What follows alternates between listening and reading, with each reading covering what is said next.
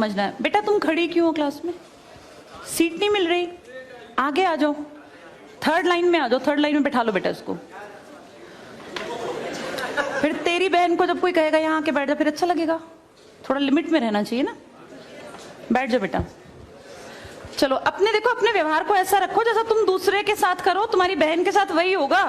यहाँ नहीं, जहां वो कॉलेज में जाएगी वहां होगा, बस में होगा, ऑटो में होगा। समाज सबसे मिलके बनता है। तुम घटिया हो ना किसी के लिए, तो तुम्हारी बहन के लिए 100% कोई ना कोई घटिया। भगवान जो है कर्मा रिटर्न्स बैक है, ये सीधी थ्योरी है ये। और ये मैं अपने लिए भी मानती हूँ, मैं अपनी बेटी के लिए भी मानती हूँ।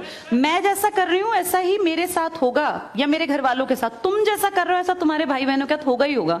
हम किसी भी बेटी के साथ गलत करेंगे ना, तो अपने आप को इसके लिए तैयार रखना कि मेरी बहन भी पढ़ने निकलेगी। आज छोटी है तो कल निकलेगी। चाचा की बेटी, मामा की बेटी, ऐसा नहीं कोई घर में रिश्ते ही ना हो, माँ भी तो होगी। जैसा तुम कर रहे हो ऐसा तुम्हारी माँ के साथ जरूर घटित हुआ होगा। अब तुम कर रहे हो। बड़े अच्छे कई एड्स हैं, उसमें एक जवान लड़का ना सीटी बजा रहा होता है, तो उसकी माँ, देखा तुम लोगों ने वो, उसकी माँ कहती है बेटा मत कर। तुम्हारी उम्र का था वो लड़का, उसकी माँ लगा लो मेरी एज की, मुझसे 2-4 साल बड़ी होगी, क्योंकि जो बच्चे 20 के हैं उनके माँ 40-45, उनकी माँ 45 साल तक की होती हैं। तो लगातार सीटियां बजा रहा है, उसकी माँ उसको कहती है बेटा मत कर। वो इरिटेट हो जाती है, तो फील करता है कि मेरी माँ ऐसा क्यों, मतलब क्यों चिढ़ रही है सीटी बजाने से, घर में बैठ के बजा रहा था सीटी।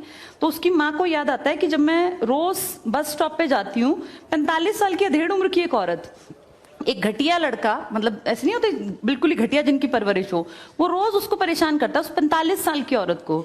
तो उसको फिर फील होता है कि ये मेरा बेटा जो हरकत कर रहा है ये उस लड़के से मेल खाती है। बहुत अच्छा ऐड है, उसका एसेंस बहुत अच्छा निकल के आता है कि एक्सप्लॉयटेशन सिर्फ जवान लड़कियों का नहीं होता। आप गलत कर रहे हो ना, कोई आपकी माँ के साथ, आपकी बहन के साथ कहीं ना कहीं कोई गलत करेगा फिर। इसलिए समाज को अच्छा बनाओ, क्लास को ऐसा बनाओ, कोई लड़की वहां से अगर आ रही है और तुम कह रहे हो यहाँ आ जा, तो ये ठीक है। ये अपने आप सोच के देखो, ये हमारी परवरिश को भी दिखाता है कि हमारी परवरिश कैसी माँ ने की है। अपनी बेटियों को जितने हम संस्कार देते हैं ना, उससे ज्यादा बेटों को देने चाहिए, क्योंकि गलत करने वाले लड़के ही तो है ना, किसी के प्रति गलत कमेंट करने वाले।